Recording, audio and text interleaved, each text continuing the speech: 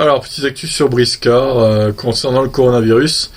Pourquoi le coronavirus va-t-il retarder les livraisons de voitures électriques? Impactés par la fermeture de leurs sous-traitants chinois, les constructeurs automobiles asiatiques et occidentaux réduisent ou suspendent leur production. Alors là, on a un beau stock de Kona électriques sur l'image. Si l'OMS n'a pas encore classé le coronavirus en pandémie, les industriels sont confrontés aux ruptures de provisionnement de leurs sous-traitants chinois. Si Tesla a été contraint par les autorités de reporter la réouverture de son usine à Shanghai, Hyundai a pris la décision radicale de fermer ses 7 usines en Corée. Le fabricant de batteries LG Chem a quant à lui d'ores et déjà annoncé que les livraisons clients seront retardées.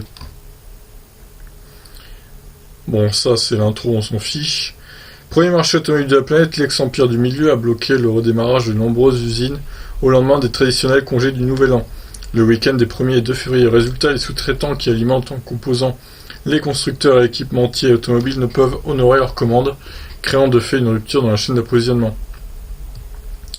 Interrogé par le quotidien Le Monde, Ludovic Subran, chef économiste du groupe d'assureurs allemand Allianz, confie: avec l'hyperspécialisation des chaînes de valeur, il devient de plus en plus difficile de remplacer un fournisseur par un autre. Traduction, l'usine du monde est progressivement devenue incontournable dans la production de biens textiles. Pharmaceutique, le pays fabrique 60% du paracétamol consommé dans le monde, ou encore automobile. Et lorsque l'industrie chinoise tourne au ralenti, c'est l'ensemble de l'économie mondiale qui est affectée.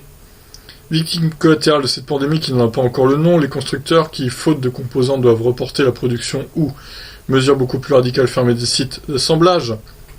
Interrogé par le quotidien Le Soir, un cadre d'un groupe français explique que certains constructeurs comme Volkswagen perdent 100 000 voitures par semaine de retard de production.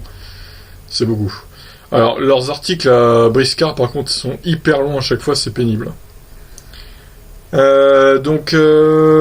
Tesla a obtenu il y a quelques heures l'approbation des autorités pour ouvrir sa Gigafactory 3 qui assemble depuis la fin d'année dernière des modèles 3 pour le marché local. La situation est catastrophique pour le sud-coréen Hyundai Motor, 5e groupe automobile mondial. L'industriel de Séoul a décidé la semaine passée de fermer ses 7 usines en Corée, mettant au chômage technique quelques 25 000 salariés. La rupture d'approvisionnement en composants de câblage électronique. Ah d'accord, ok. Donc Samsung Motors, pareil, ils ont fermé leurs usines. Et LG Chem également, comme vous le voyez à la fin de l'article là. Donc voilà, qui va retarder pas mal les voitures électriques coréennes et l'approvisionnement en batterie. Donc c'est déjà qu'il y a des retards chez Hyundai et Kia, même s'ils ont dit qu'ils voudraient accélérer la cadence, avec une usine en Pologne, il me semble, ou en République tchèque, je sais plus trop, dans les pays de l'Est en tout cas. Donc bon, est-ce que ça va impacter encore une fois les délais en France de livraison? À voir. Et est-ce que les fabricants LG Chem le fabricant LG Chem va également avoir des retards à cause de la fermeture des usines à cause du coronavirus? C'est à voir également, on va suivre ça de près.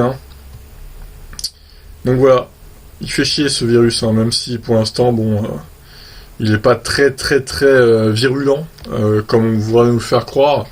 C'est pas non plus une pandémie et un virus mortel. Il y a eu des morts, certes, mais c'est pas non plus... c'est pas foudroyant, quoi. C'est pas ça qui va déclencher la fin du monde, clairement. Donc voilà, je vous laisse réagir suite à cet article. Ciao!